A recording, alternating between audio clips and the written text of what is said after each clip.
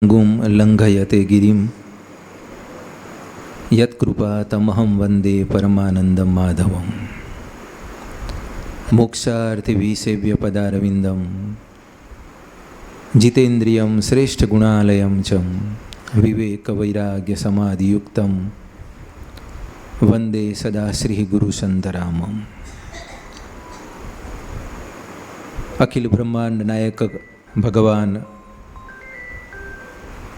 શ્રી હરિની અસીમ કૃપા, યોગીરાજ અવધૂત શ્રી સંતરામ મહારાજની દિવ્ય અખંડ જ્યોતિના શુભાશીર્વાદ અને આખી પરંપરા બ્રહ્મલીન સદગુરુ નારાયણદાસજી મહારાજ અને વર્તમાન પરમ શ્રદ્ધેય પૂજ્ય રામદાસજી મહારાજના આશીર્વાદથી આ સ્થાન એવું પવિત્ર અને દિવ્ય છે કે આવનાર દરેકને અહીંયા આગળ ભગવાન કૃષ્ણની સ્મૃતિ થાય. કારણ કે ખૂબ નજીકમાં જ ભગવાનની ખૂબ નજીક આપણને લઈ જવાવાળી જ એક વિશેષ પ્રવૃત્તિ એટલે ગૌ સેવા. અને બહુ સરસ રીતે અહીંયા આગળ ગૌ સેવા પૂજ્યશ્રીના નેતૃત્વ હેઠળ વિચારધારા હેઠળ થઈ રહી છે. આમ તો એજ્યુકેશન, વૃદ્ધાશ્રમ, બાળકોને સહાય કરવી, નોટો ચોપડાનું વિતરણ અને આવો એક સુંદર સત્સંગ પૂજ્ય શ્રી ઉમેશભાઈ શાસ્ત્રીજી દ્વારા દેશ વિદેશની અંદર અને વિશેષ કરીને દેશમાં સારા સારા પવિત્ર તીર્થધામોની અંદર ભાગવત કથા દ્વારા લોકોની અંદર જનજાગૃતિ અને સનાતન ધર્મનો પ્રચાર પ્રસાર, સાથે સાથે લોકોની પાસે જે છે નથી એ કરતાં જે છે એને કેવી રીતે સમાજના ઉપયોગી થઈ પડે એક એવી દ્રષ્ટિ પણ લોકોને આપવા માટેનો એક સુંદર અભિગમ પૂજ્યશ્રીના વરદ હસ્તે ભાગવત કથાના માધ્યમથી દેશ અને વિદેશમાં થઈ રહ્યું છે. ત્યારે એ જ સંસ્કાર, એ જ વિચાર એમણે એમના સંતતિની અંદર, એક પરંપરાની અંદર પરીક્ષિતભાઈના હૃદયમાં પણ આ જ વિચાર, આ જ ભાવ એમણે પ્રેર્યો, આ બીજ રોપ્યું. નહીંતર ઘણી વખત થાય એવું કે પોતાની અંદર હોય ને એ જ પરંપરા દીકરાઓને કહીએ તો એ દીકરાઓ લેવા તૈયાર ના હોય. ઘણી વખત ત્રીજી ચોથી પેઢીએ એ સંસ્કાર કદાચ જાગે, કારણ કે સંસ્કાર જાય નહીં, દાબ દુબી ન રહે કસ્તુરી કી બાસ, ક્યાંક કોઈક ત્રીજી પેઢીએ ચોથી પેઢીએ જાગે. પણ આજે વર્તમાન સમયની અંદર પણ વર્તમાન પેઢી જ એ સ્વીકારી લે કે ભાઈ મને આ ગમે છે, મને કૃષ્ણ ગમે છે, કૃષ્ણ ભક્તિ ગમે છે, લોકસેવાનો ભાવ ગમે છે. નહીંતર ઘણી વખત શું ભક્તો પણ ભગવાનનો જ એક અંશ છે. સાચા અર્થમાં તો વક્તાના હૃદયમાં આ ભાવ દ્રઢ થઈ જાય ત્યારે જ ખૂબ મજા અધ્યાત્મની શરૂ થાય છે. કે તમારા જીવનમાં બનતી નાનામાં નાની ઘટના અથવા તો પ્રસંગ એને તમે ભગવાનના અધ્યાત્મથી દૂર કરી જ ન શકો. કોઈ પણ નાની પ્રવૃત્તિ હોય, કોઈ પણ નાનામાં નાની પ્રવૃત્તિ હોય, કોઈની સાથે તમારો અવ્યવહાર પણ એ ભગવાન સાથેનો સીધો વ્યવહાર જ થાય છે. એટલે એનો અવ્યવહાર એ ભગવાનને જ અવ્યવહાર પહોંચે છે. એની સાથેનો નાનામાં નાનો સંવાદ, સારો વ્યવહાર એ ભગવાનને જ સીધો પહોંચે છે. એમ નહીં, ઘણી વખત કથામાં એક વાત આવેલી કે ભાઈ જે કંઈ કરે છે એ ભગવાન કરે છે અને ભગવાન બધાના સારા માટે કરે છે. અને ભગવાનની ઉપર વિશ્વાસ રાખો તો ભગવાન કંઈ પછી થવા દે નહીં. આવું કથામાં આવ્યું. એટલે એક ભાઈ ખરા ને આમ માર્કેટમાં સીધા સીધા જતા હતા અને સામે એક હાથી આવ્યો. હવે હાથી ઉપર પેલો બેઠેલો, તમે બધાએ સાંભળેલું છે કે હાથી ઉપર પેલો ભાઈ નૈવત બેઠેલો છે. એણે કહ્યું કે હાથીને લઈને જનાર કે બધા રસ્તામાંથી ખસજો ખસજો, પણ આને એમ કે નહીં, કથામાં તો વક્તાશ્રીએ કહ્યું ને કે ભગવાન પર વિશ્વાસ રાખો તો કંઈ થાય નહીં. પણ પેલા હાથી એને લઈને ઉઠાઈને, સૂંઠથી લઈને ઉઠાઈને ફેંક્યો. તો પછી એણે કથામાં પછી આવીને બીજે દિવસ કહ્યું કે ભાઈ તમે વક્તાશ્રી તમે કહેતા ને આવું કેમ થયું? તો કે મેં અહીં તને કહ્યું હતું પણ ત્યાં આગળ કોઈ કશું બીજું કંઈ કહેતું હતું. તો કે હાથી ઉપર જે પેલો મહાવત હતો ને એ કહેતો હતો કે રસ્તામાંથી ખસી જાઓ. તો કે એ હું અહીં જે કહેતો હતો ને એ જ પેલો ભગવાન પણ ત્યાં એ જ કહેતો હતો. તો કહેવાનો મતલબ ત્યાં એ સ્વીકારવું જોઈતું હતું કે આ ભગવાન બોલે છે, ત્યાં ભગવાન જ બોલે છે. તો કહેવાનો મતલબ કે કોઈ પણ પ્રવૃત્તિ હોય, કોઈ પણ પ્રકારનો નાનામાં નાનો વ્યવહાર જે દિવસે તમને એમ લાગે કે આ ભગવાનથી દૂર છે તો હજુ પણ તમારી અંદર અણસમજ છે. આ બહુ સ્પષ્ટ વાત છે. એક પ્રવૃત્તિ, એક વિચાર, એક સંપર્ક, એક સદ્ભાવના તમારી જે કોઈ વ્યવહારની અંદર જોડાય છે સીધી પરમાત્મા સાથે જોડાય છે. અને ક્યાંય એવું ન સમજશો કે આ ભગવાન આને આડે હાથ મતલબ આમ સાઈડ પર લઈ લેશે. ના, એને બહુ મોટા સ્ક્રીન ઉપર ત્યાં જોવાતું હોય છે. ભલે અહીંયા આપણે કદાચ 2 જણનો વ્યવહાર હોય, પણ ભગવાનના સંસદની અંદર બહુ મોટા સ્ક્રીન ઉપર જોવાતી હોય છે. તમે કોઈ વખત સદભાવથી જ કોઈ ન જોયું હોય તો એ માન સન્માન માટે નહીં, પણ સદભાવથી જ તમારો સહજ સ્વભાવ બની ગયો છે પ્રેમ કરવાનો, તો એની પણ ખૂબ સરસ રીતે નોંધ લેવાતી હોય છે. અને એટલે ક્યાંય પણ નથી કહેતા કે આ એડે જવાનું, એડે ક્યાંય જવાનું નથી. આટલું યાદ રાખો. માણસના આમ થાય છે શું કે સત્સંગની અંદર બેઠો હોય ને ત્યારે એ પોઝિટિવ વિચારમાં હોય, સ્વાભાવિક છે. સત્સંગની એ વિચારધારા છે, સત્સંગના એ ઓરાની અંદર આવે એટલે સ્વાભાવિક છે કે એનું મન અતિ પવિત્ર બની જાય. કારણ કે મમે વાસે જીવલોકે જીવભૂત સનાતન, શ્રીમદ ભગવદ્ ગીતા. કારણ કે જીવ એનો જ અંશ છે એટલે સ્વાભાવિક છે. આપણો દીકરો ગમે ત્યારે રિહાઈ નાહી ગયો હોય, પણ એને આપણી વાત કોઈક બહાર કરે તો એને મનમાં એમ થાય કે મા બાપની વાત માટે આવું બોલે છે. કારણ દીકરો છે આપણો, એટલે એને એક લોહીનો સંબંધ છે, એટલા માટે એને પડે છે, એટલી કિંમત થાય છે આપણા પરિવારની. આપણા માટે કંઈક કોઈ ખોટું બોલી જાય તો એને ગમે નહીં. તો મૂળ વાત, આપણે બધા જ ભગવાનના જ અંશ છીએ. અને એટલા માટે જ હંમેશા આપણી દરેક પ્રવૃત્તિ ઉપર એક એવું ચિંતન હોવું જોઈએ કે આ સીધું જ અનેક સંખ્યાઓ હોય કે ન હોય, એક જણ બેઠા હોય તોય શું ને અનેક જણ લોકો બેઠા હોય તોય શું, એકલા હઈએ તોય શું અને મેળામાં હઈએ તોય શું, એ પ્રવૃત્તિ સીધી જ પરમાત્માના સ્ક્રીન ઉપર જોવાય છે. તમે જુઓ કેટલી બધી મજા આવશે. આટલું તમને દ્રઢ થઈ જાય ને પછી તો એટલી બધી સરસ મજા આવશે કે તમારી એક પ્રવૃત્તિમાં તમને સહજતાથી સારું કરીને મૂકવાની એક અંદરથી એક અભિવ્યક્તિ થાય, જાગૃત થશે. તમે જુઓ આટલું દ્રઢ થઈ જાય તો તમને. તો આવો યોગીરાજ અવધૂત સંતરામ મહારાજના આશીર્વાદ આપ સૌને પ્રાપ્ત થાય. આ પરીક્ષિત મહારાજ અમારા જે છે ને એ પહેલાં તો ઓછું આવડતું ભાગવત કરતા પણ શીખતા, એટલે એ મારે શીખવું છે ને મારે કરવું છે, અને એમાં જે દોરી મળી પૂજ્ય પિતાશ્રીની. એટલે આજે તમે જુઓ કપિલ અને દેવતીનો જે સંવાદ, પ્રશ્નોત્તરી અને ભક્તિ માર્ગે કેવી રીતે આખો સંવાદ કરવો અને પ્રશ્નોત્તરીનો કેવો જવાબ કેટલું સરસ રીતે લેતા. એક સારામાં સારા વક્તા સ્ક્રીન ઉપર સાંભળતા હોઈએ એટલું સરસ બોલતા હોય. હા, એક સારા વક્તા. અને આજે દેશ વિદેશમાં ખૂબ સરસ રીતે એ સત્સંગના માધ્યમથી જઈ રહ્યા છે, અને કથા તો એટલી સરસ એમને હવે લોહીમાં વહેતી થઈ ગઈ છે. એમને રાત્રે ઊંઘમાંથી ઉઠાડીને તમે પૂછો ને કે આની ઉપર બોલો તોય બોલવા મળે. ભાગવતના કોઈ પણ સ્કંદ ઉપર તમે બોલવાનું કહો, એટલે કહેવાનો મતલબ કે એમના હૃદયમાં આખું દ્રઢ થઈ ગયું. અને તો જ આપણને એક સાચા માર્ગ ઉપર એ લઈ જઈ શકે. કારણ કે એમનામાં દ્રઢ થાય પછી આપણામાં દ્રઢ થાય. આપણે સામે શ્રોતા તરીકે બેઠા હોઈએ એટલે આપણું મન ક્યારેક એમનામાં હોય ને ક્યારેક આપણું બહાર જતું રહ્યું હોય.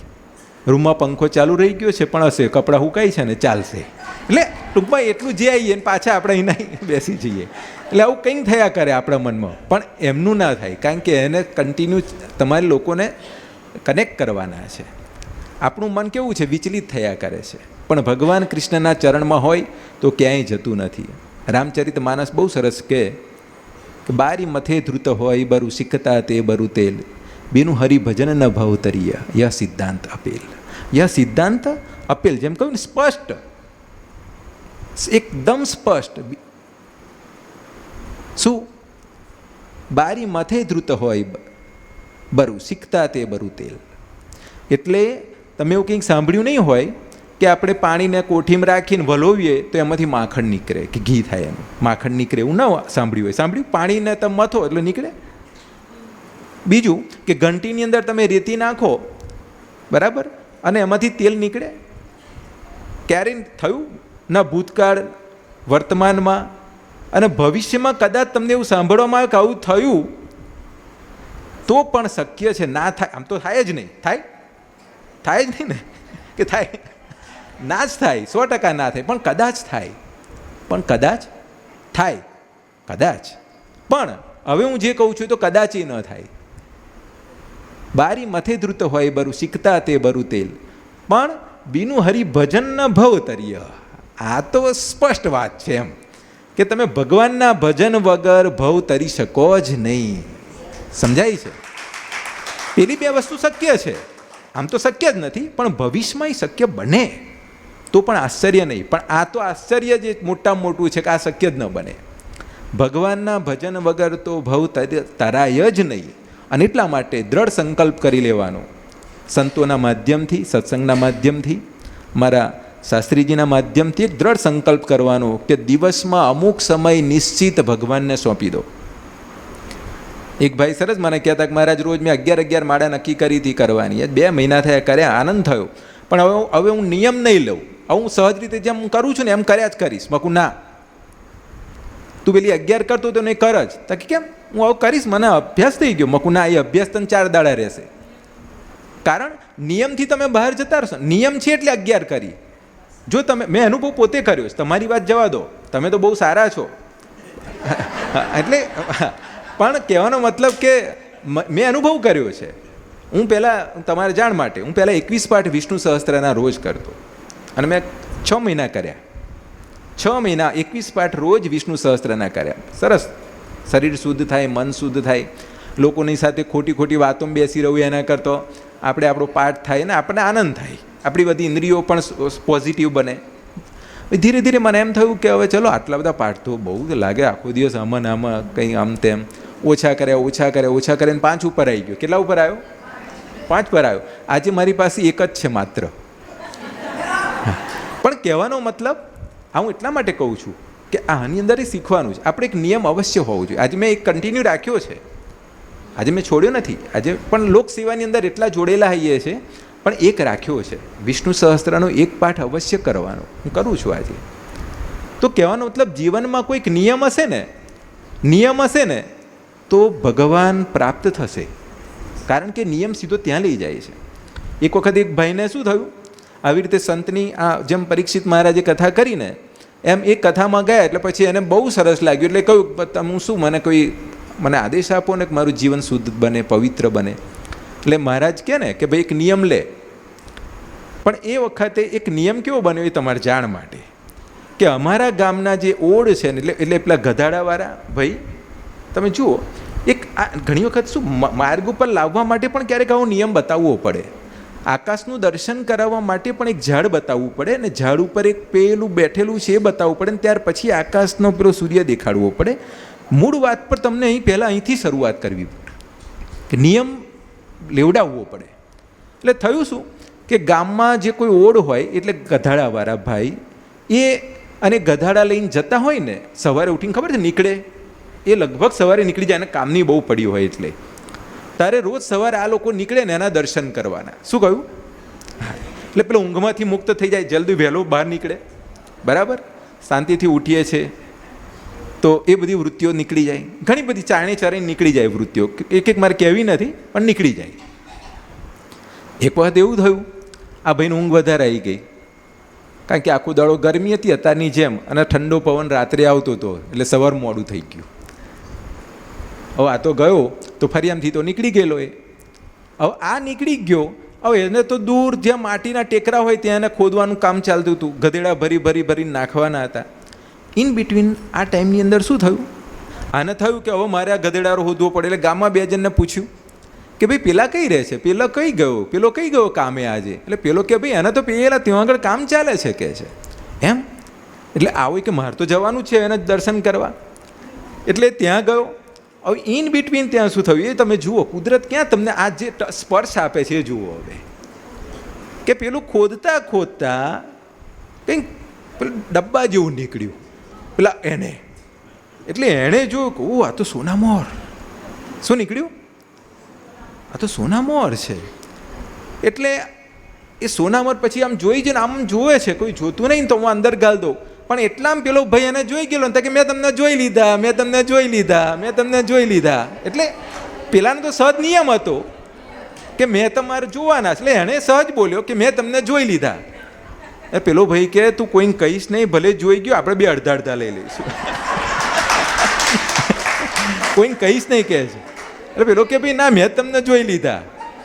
પણ પેલો કે છે ભાઈ ઊભો તું હવે જતો ના રહીશ, ઊભો રહે. તો પેલા નહોતું લેવાનું તોય એના ભાગમાં અડધું આપ્યું એને. તો મૂળ વસ્તુ કે નિયમ તમને ક્યાંક પરમાત્મા સુધી લઈ જાય છે. આ તો એક ઉદાહરણ આપ્યું, પણ એ સોનું એ આપણા સૌ માટે ભક્તિ છે. સોનું લૌકિક જીવન માટે છે, અલૌકિક માટે ભક્તિ છે. આજે પરીક્ષિત મહારાજના સત્સંગમાં તમે બેઠા છો એટલે ક્યાંક તમને કૃષ્ણનો સ્પર્શ થવાની વાત આવશે, ક્યાંક તમારી ઇન્દ્રિયો ભોગવિલાસ તરફ નહીં વળે. આજે તમને એવું મન નહીં થાય પણ મારે આ સત્સંગ સાંભળવો છે, ભગવાન કૃષ્ણ તરફ જવું છે, મારે શ્રી કૃષ્ણ શરણમ મમય પ્રાર્થના કરીને રાત્રે સૂવું છે. આવા દ્રઢ સંકલ્પો લેવાનું મન થશે. તો આવો વધુ સમય ન લેતા યોગીરાજ અવધૂત સંતરામ મહારાજના આશીર્વાદ આપ સૌને પ્રાપ્ત થાય એવી શુભ ભાવનાઓ સાથે આ સ્થાન સાથે ખૂબ એવો ઘરોબો છે અંદરથી ધરોબો કે આપણું જ સ્થાન છે અને એ પોતે પણ મને એટલું સરસ પોતાના માને છે, હું પણ એ પરિવારને સરસ રીતે માનું છું. અને આ બધું આમ મહારાજના છે, કારણ કે બહુ પુરાની વાતો ઉપર જવું નથી, પણ મહારાજના જ સંત હતા એ, એટલે સંત બનવાના જ હતા સંતરામ મંદિરમાં. એટલે આ અમે જ્યારે અહીંયા થઈને પસાર થાય ને તો આપણને એવું લાગે કે આ ઘર આપણું છે. એટલે એમણે કહ્યું હમણાં કે ભાઈ એટલી જ આત્મીયતા છે, હોય જ, કેમ ન હોય. અને આવો નવો સંબંધ આ જન્મ નહીં, જન્મો જન્મ જ રહેવાનો છે આપણું. અને આ પેઢી દર પેઢી સાથે તો સંપર્કમાં રહેવાના જ છીએ આપણે.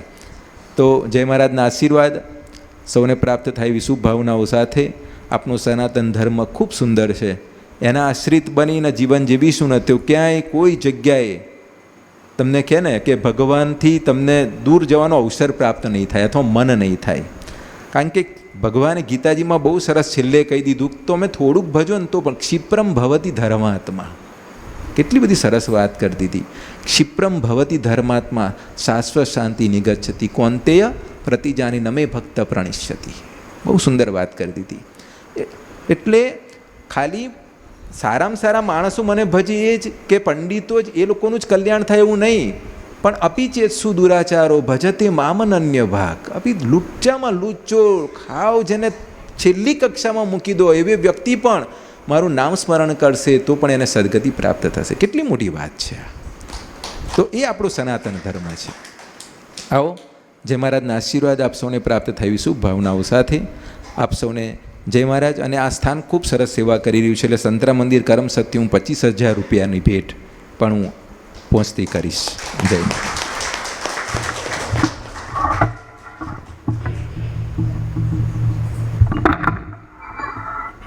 ગુમ લંઘયતે ગિરિમ યત્કૃપા તમહં વંદે પરમાનંદમ માધવમ મોક્ષાર્થે વિસેવ્ય પદારવિંદમ જીતેન્દ્રિયમ શ્રેષ્ઠ ગુણાલયમ ચ વિવેક વૈરાગ્ય સમાધિયુક્તમ વંદે સદા શ્રી ગુરુ સંતરામમ.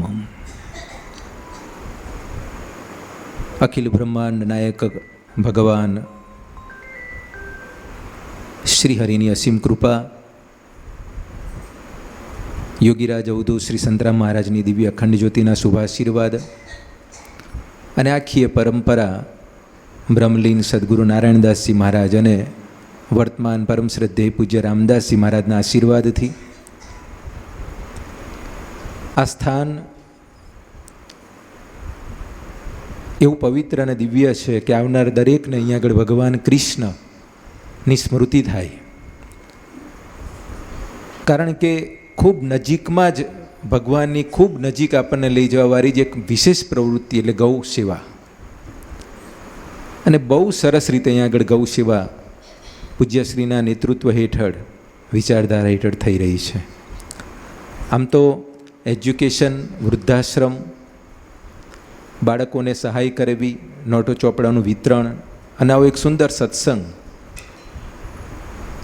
પૂજ્ય શ્રી ઉમેશભાઈ શાસ્ત્રીજી દ્વારા દેશ વિદેશની અંદર અને વિશેષ કરીને દેશમાં સારા સારા પવિત્ર તીર્થધામોની અંદર ભાગવત કથા દ્વારા લોકોની અંદર જનજાગૃતિ અને સનાતન ધર્મનો પ્રચાર પ્રસાર સાથે સાથે લોકોની પાસે જે છે નથી એ કરતાં જે છે એને કેવી રીતે સમાજના ઉપયોગી થઈ પડે એક એવી દ્રષ્ટિ પણ લોકોને આપવા માટેનો એક સુંદર અભિગમ પૂજ્યશ્રીના વરદ હસ્તે ભાગવત કથાના માધ્યમથી દેશ અને વિદેશમાં થઈ રહ્યું છે. ત્યારે એ જ સંસ્કાર, એ જ વિચાર એમણે એમના સંતતિની અંદર, એક પરંપરાની અંદર પરીક્ષિતભાઈના હૃદયમાં પણ આ જ વિચાર, આ જ ભાવ એમણે પ્રેર્યો, આ બીજ રોપ્યું.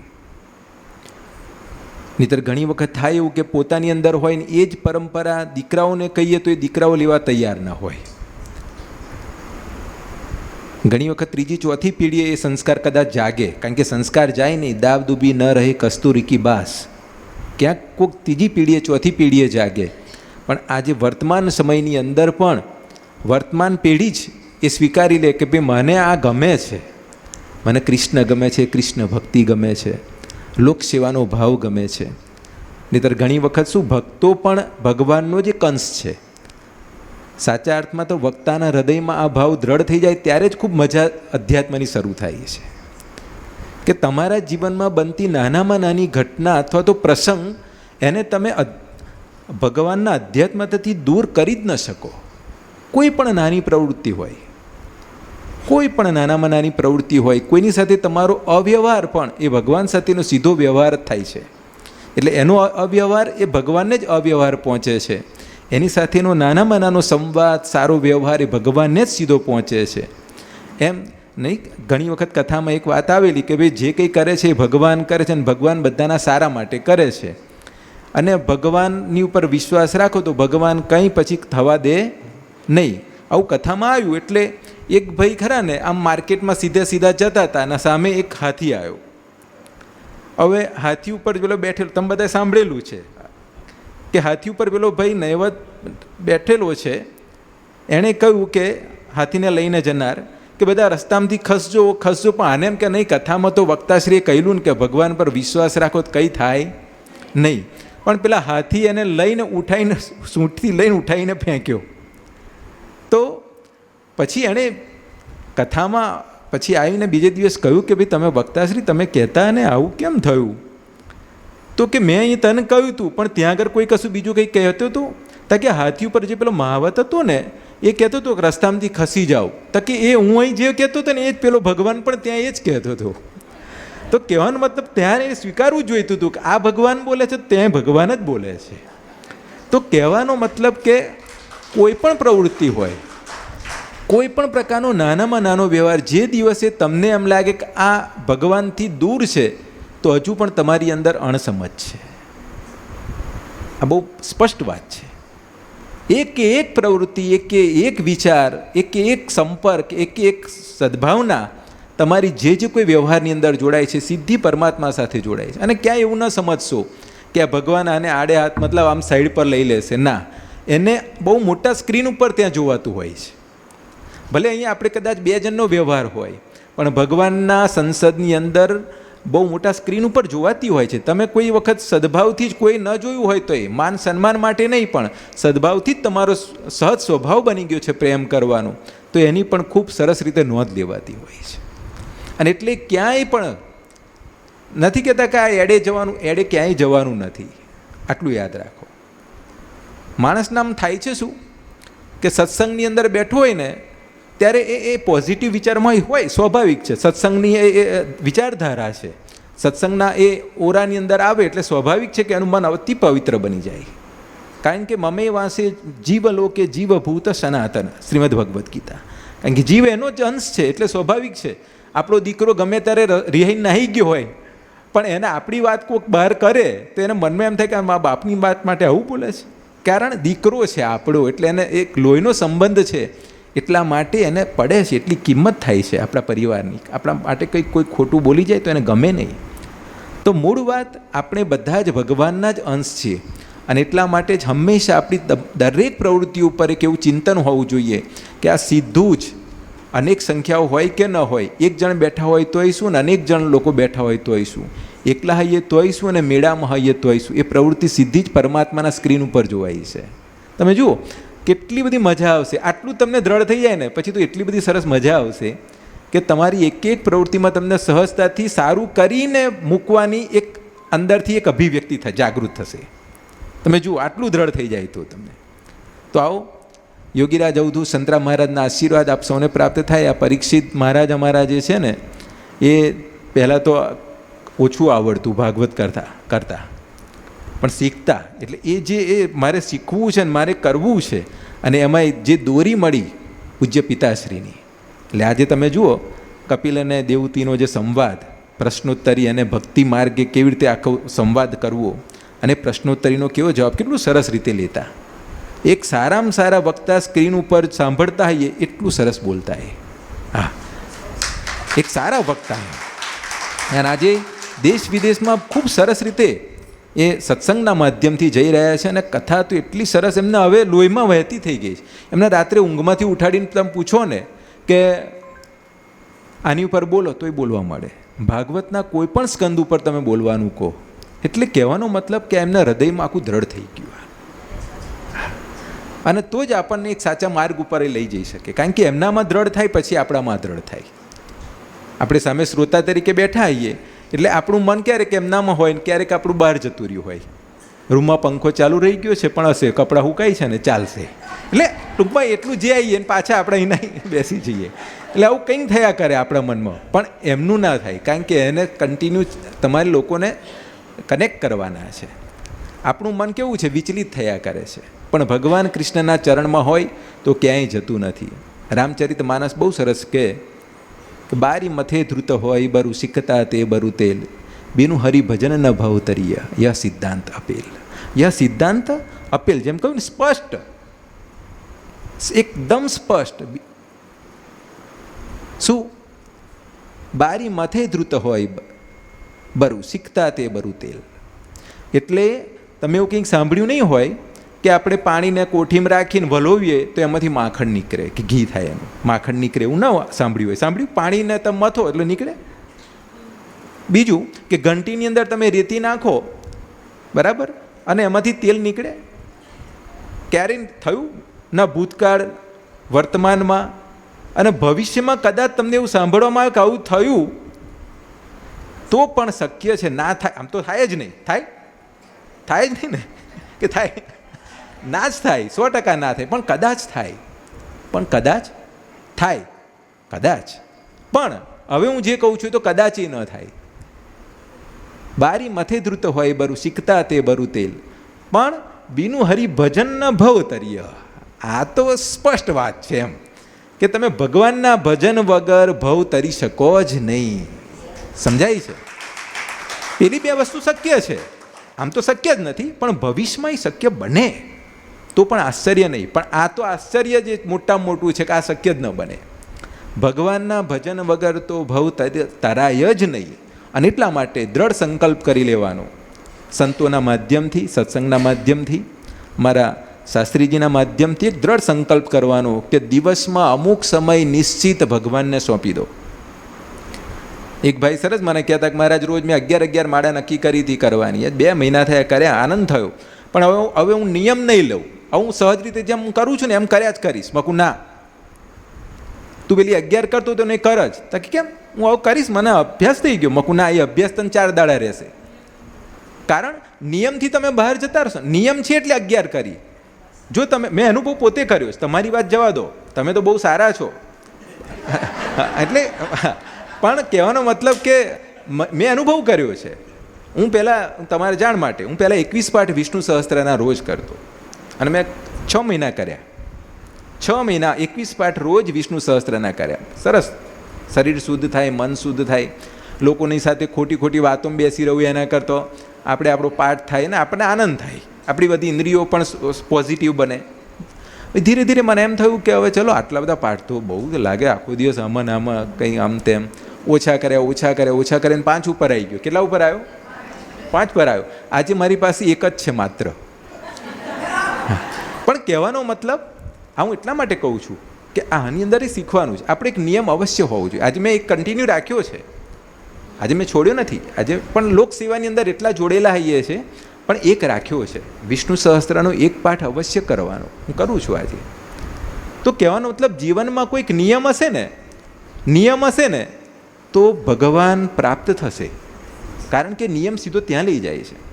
એક વખત એક ભાઈને શું થયું, આવી રીતે સંતની આ જેમ પરીક્ષિત મહારાજે કથા કરીને એમ એ કથામાં ગયા, એટલે પછી એને બહુ સરસ લાગ્યું. એટલે કહ્યું હું શું, મને આદેશ આપો ને કે મારું જીવન શુદ્ધ બને, પવિત્ર બને. એટલે મહારાજ કહે ને કે ભાઈ એક નિયમ લે. પણ એ વખતે એક નિયમ કેવો બન્યો એ તમારે જાણ માટે કે અમારા ગામના જે ઓડ છે ને, એટલે પેલા ગધાડાવાળા ભાઈ, તમે જુઓ એક ઘણી વખત શું માર્ગ ઉપર લાવવા માટે પણ ક્યારેક આવો નિયમ બતાવવો પડે. આકાશનું દર્શન કરાવવા માટે પણ એક ઝાડ બતાવવું પડે અને ઝાડ ઉપર એક પેલું બેઠેલું છે એ બતાવવું પડે ને ત્યાર પછી આકાશનો પેલો સૂર્ય દેખાડવો પડે. મૂળ વાત પર તમને અહીં પહેલાં અહીંથી શરૂઆત કરવી પડે કે નિયમ લેવડાવવો પડે. એટલે થયું શું કે ગામમાં જે કોઈ ઓડ હોય એટલે ગધાડાવાળા ભાઈ એ અને ગધાડા લઈને જતા હોય ને સવારે ઉઠીને ખબર છે નીકળે એ લગભગ સવારે નીકળી જાય અને કામની બહુ પડી હોય એટલે તારે રોજ સવારે આ લોકો નીકળે ને એના દર્શન કરવાના. શું કહ્યું? એટલે પેલો ઊંઘમાંથી મુક્ત થઈ જાય, જલ્દી વહેલો બહાર નીકળે. બરાબર, શાંતિથી ઉઠીએ છે તો એ બધી વૃત્તિઓ નીકળી જાય. ઘણી બધી ચારણી ચારણી નીકળી જાય વૃત્તિઓ, એક એક મારે કહેવી નથી પણ નીકળી જાય. એક વખત એવું થયું, આ ભાઈને ઊંઘ વધારે આવી ગઈ કારણ કે આખો દાડો ગરમી હતી અત્યારની જેમ અને ઠંડો પવન રાત્રે આવતો હતો એટલે સવાર મોડું થઈ ગયું. હવે આ તો ગયો તો ફરી આમથી તો નીકળી ગયેલો એ. હવે આ નીકળી ગયો, હવે એને તો દૂર જ્યાં માટીના ટેકરા હોય ત્યાં એને ખોદવાનું કામ ચાલતું હતું, ગધેડા ભરીને નાખવાના હતા. ઇન બિટવીન આ ટાઈમની અંદર શું થયું, આને થયું કે હવે મારે આ ગધેડારો શોધવો પડે. એટલે ગામમાં બે જણને પૂછ્યું કે ભાઈ પેલા કઈ રહે છે, પેલો કઈ ગયો કામે આજે. એટલે પેલો કે ભાઈ એને તો પેલા ત્યાં આગળ કામ ચાલે છે કે છે એમ. એટલે આવું કે મારે તો જવાનું છે એને દર્શન કરવા. એટલે ત્યાં ગયો. હવે ઇન બિટવીન ત્યાં શું થયું એ તમે જુઓ. કુદરત ક્યાં તમને આ જે સ્પર્શ આપે છે એ જુઓ. હવે કે પેલું ખોદતા કંઈક પેલું ડબ્બા જેવું નીકળ્યું પેલા એને. એટલે એણે જોયું કે આ તો સોનામોર. શું નીકળ્યું? આ તો સોનામોર છે. એટલે એ સોનામોર પછી આમ જોઈ જઈને આમ જોવે છે, કોઈ જોતું નહીં તો હું અંદર ગાલ દઉં. પણ એટલામાં પેલો ભાઈ એને જોઈ ગયેલો ને કે મેં તમને જોઈ લીધા. એટલે પેલાનો તો સહજ નિયમ હતો કે મેં તમારે જોવાના. એટલે એણે સહજ બોલ્યો કે મેં તમને જોઈ લીધા. પેલો ભાઈ કે તું કોઈને કહીશ નહીં, ભલે જોઈ ગયો આપણે બે અડધા લઈ લઈશું. કોઈને કહીશ નહીં કહે છે. એટલે પેલો કે ભાઈ ના મેં તમને જોઈ લીધા. પણ પેલો કે છે ભાઈ ઊભો તું હવે જતો ના રહીશ, ઊભો રહે. તો પેલા નહોતું લેવાનું તોય એના ભાગમાં અડધું આપ્યું એને. તો મૂળ વસ્તુ કે નિયમ તમને ક્યાંક પરમાત્મા સુધી લઈ જાય છે. આ તો એક ઉદાહરણ આપ્યું. પણ એ સોનું એ આપણા સૌ માટે ભક્તિ છે. સોનું લૌકિક જીવન માટે છે, અલૌકિક માટે ભક્તિ છે. આજે પરીક્ષિત મહારાજના સત્સંગમાં તમે બેઠા છો એટલે ક્યાંક તમને કૃષ્ણનો સ્પર્શ થવાની વાત આવશે. ક્યાંક તમારી ઇન્દ્રિયો ભોગવિલાસ તરફ નહીં વળે. આજે તમને એવું મન નહીં થાય પણ મારે આ સત્સંગ સાંભળવો છે, ભગવાન કૃષ્ણ તરફ જવું છે, મારે શ્રી કૃષ્ણ શરણમ મમય પ્રાર્થના કરીને રાત્રે સૂવું છે. આવા દ્રઢ સંકલ્પો લેવાનું મન થશે. તો આવો વધુ સમય ન લેતા યોગીરાજ અવધૂત સંતરામ મહારાજના આશીર્વાદ આપ સૌને પ્રાપ્ત થાય એવી શુભ ભાવનાઓ સાથે આ સ્થાન સાથે ખૂબ એવો ઘરોબો છે અંદરથી ધરોબો કે આપણું જ સ્થાન છે. અને એ પોતે પણ મને એટલું સરસ પોતાના માને છે, હું પણ એ પરિવારને સરસ રીતે માનું છું. અને આ બધું આમ મહારાજના છે, કારણ કે બહુ પુરાની વાતો ઉપર જવું નથી, પણ મહારાજના જ સંત હતા એ. એટલે સંત બનવાના જ હતા સંતરામ મંદિરમાં. એટલે આ અમે જ્યારે અહીંયા થઈને પસાર થાય ને તો આપણને એવું લાગે કે આ ઘર આપણું છે. એટલે એમણે કહ્યું હમણાં કે ભાઈ એટલી જ આત્મીયતા છે, હોય જ, કેમ ન હોય. અને આવો નવો સંબંધ આ જન્મ નહીં, જન્મો જન્મ જ રહેવાનો છે આપણું. અને આ પેઢી દર પેઢી સાથે તો સંપર્કમાં રહેવાના જ છીએ આપણે. તો જય મહારાજના આશીર્વાદ સૌને પ્રાપ્ત થાય એવી શુભ ભાવનાઓ સાથે આપનો સનાતન ધર્મ ખૂબ સુંદર છે. એના આશ્રિત બનીને જીવન જીવીશું ને તો ક્યાંય કોઈ જગ્યાએ તમને કહે ને કે ભગવાનથી તમને દૂર જવાનો અવસર પ્રાપ્ત નહીં થાય અથવા મન નહીં થાય. કારણ કે ભગવાને ગીતાજીમાં બહુ સરસ છેલ્લે કહી દીધું તો અમે થોડુંક ભજો ને તો પણ ક્ષિપ્રમ ભવતી ધર્માત્મા. કેટલી બધી સરસ વાત કરી દીધી. ક્ષિપ્રમ ભવતી ધર્માત્મા શાશ્વત શાંતિ નિગચ્છતિ કોંતેય પ્રતિજાની નમે ભક્ત પ્રણિષ્યતિ. બહુ સુંદર વાત કરી દીધી.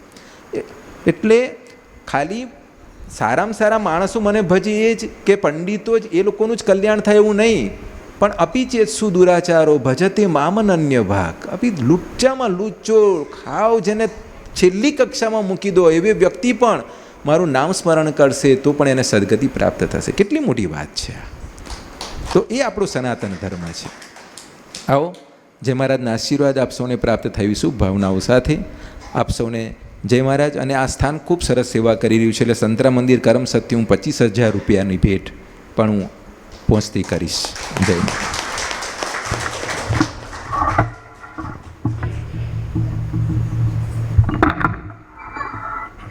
મહારાજશ્રીના વક્તવ્યો, પ્રેરણાત્મક ભાવ વ્યક્ત કર્યો છે એની ખૂબ ખૂબ પ્રસન્નતા છે. કારણ એના કરતાં મને તો મહારાજે ખૂબ આપ્યું છે, એટલે આશીર્વાદ જે આપ્યા છે. હમણાં જ એમણે ચર્ચા કરી કે તમે 350 ગાયો કેવી રીતે ચલાવો છો, તો મેં એ સમયે એટલું જ કીધું, બસ કૃષ્ણનો આશ્રય ને મહારાજના આશીર્વાદ છે. અને એ આશીર્વાદ તો પ્રસાદ પણ એમણે જે વ્યક્ત કર્યો છે. સદૈવ ગુરુ મહારાજના આશીર્વાદ, અને આશીર્વાદ માગવાથી નથી મળતા. આપણે બધાને કહીને ભાઈ આશીર્વાદ આપો, આશીર્વાદ, હું દિલ્હીમાં તો વાથી મળે છે. અને એ સેવાના આશીર્વાદ જીવનને સાર્થક કરી શકે છે. પૂજ્યશ્રીના આપણને એના સાનિધ્યમાં લઈ જાય છે. અને સમય સમય પ્રમાણે મહારાજને પણ અમે વિનંતી કરીએ કે આપ પણ આ કૃષ્ણાશ્રી આશ્રમમાં અવારનવાર સમય પધારતા રહેશો. પુનઃ આપ પધાર્યા એ બદલ આપના ચરણકમળના વંદના સાથે આજનો જે મનોરથ છે, ફૂલફાગનો મનોરથ, ત્યાં પણ રાસ કીર્તન અને હીચ બધું જ લેવાશે. ત્યાર પછી ફૂલફાગ થશે, તો ત્યાં પધારી. આવતીકાલે બપોરના જે કેરીનો મનોરથ છે, સાંજે ચુંદડી મનોરથ છે. પરમ દિવસના સવારના જે અલગ ગિરિકંદરાનો મનોરથ છે, સાંજના સમયે નાવનો મનોરથ છે, સાંજના સમયે ચોપડા વિતરણનો મનોરથ છે, અને સાંજે નાવનો મનોરથ છે. એટલે 10 તારીખે 5000 ચોપડાનું વિતરણ આપણે દર વર્ષે આ દિવસોમાં શિબિરમાં જ કરીએ છીએ. એટલે 5000 ચોપડાઓનું વિતરણ, ખૂબ મેળો ભરાશે. સત્સંગ એ દિવસે ઓછો થશે, ગઈકાલે પણ ઓછો, આવતીકાલે પણ ચુંદડી મનોરથ છે ઓછો થશે, પરમ દિવસે પણ ઓછો થશે.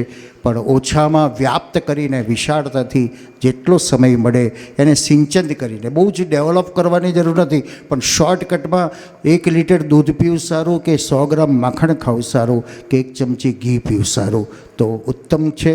1 ચમચી ઘી પી લઈએ તો પૂરું પ્રોટીન આપણને પ્રાપ્ત થાય. તો આ 2 દિવસનો જે સત્સંગ એ સારાંશરૂપી સત્સંગ રહેશે, અને આપણને વિશેષ બીજા ઉત્સવનો પણ આનંદ થશે.